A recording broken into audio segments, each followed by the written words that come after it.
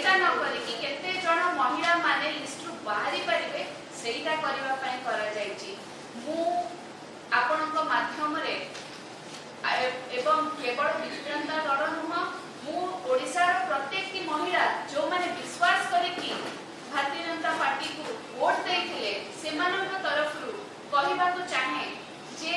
एई भली छलना एई भली विश्वासघातकता ओडिसा रो महिला मानक सहित करिबाटा उचित हेलानी। एई भली विश्वासघातकता करी आपण केते दिन पर्यंत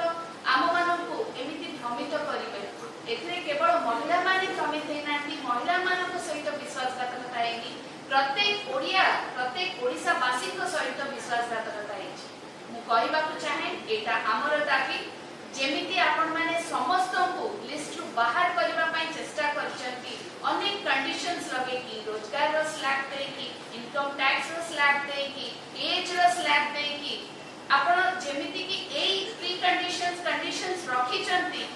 से सब प्री कंडीशंस को आपण माने कंसीडर करके जेमिति निजर इलेक्शन मैनिफेस्टो रे कहिथिले प्रत्येक महिला को 50,000 टका दिया जीव आपण निज कथा रखंतु एवं हमर दाबी जे प्रत्येक महिला को 50,000 टका दिया जाऊ।